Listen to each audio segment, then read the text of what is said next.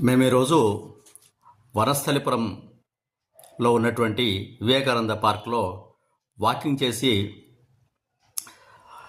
యోగాసనాలు వేద్దామని కూర్చున్నాం. అయితే ఓ మార్జాల రాజం మాకు పోటీగా అది కూడా శరీరాన్ని వంచి వివిధ భంగిమల్లో తనకు వచ్చిన యోగాసనాలు తను చేస్తూ ఉంది. దానిని గమనిస్తూ మా ఫోన్ కెమెరా దానిపై పెట్టాం.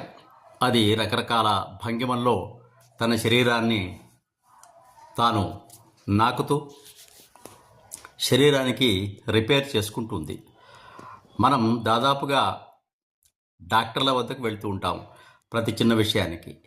కానీ జంతువులు తమ నాలుకపై ఉండేటువంటి ఆ లాలాజలం ద్వారా గాయాలకు కానీ లేక శరీరంపై ఉన్నటువంటి ఇతర ఇబ్బందులను కానీ తన నాలుకతో తాను నాకుతూ వాటిపైన చక్కగా ఆ లాలాజనాన్ని రాస్తూ తమ గాయాలను తాము మాన్పుకోవడమే కాకుండా శరీరంపై ఉన్నటువంటి ఇతర విషయాలను కూడా తీసివేసుకుంటాయి.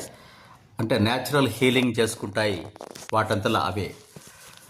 కాలిరినప్పటికీ చెయ్యి మెలబడినప్పటికీ అవి లంఘనం చేస్తూ ఒక దగ్గర కూర్చుంటూ తనంతల తాను హీలింగ్ చేసుకుంటుంది. అలాగే మన శరీరం కూడా దాదాపుగా దానికి విశ్రాంతి ఇస్తే, పొట్టకు విశ్రాంతి ఇస్తే చక్కగా హీలింగ్ చేసుకునేది మన శరీరానికి తెలుసు. డాక్టర్లు కూడా కాలు ఇరిగితే కట్టు కట్టేసి కదలకుండా పెడతారు.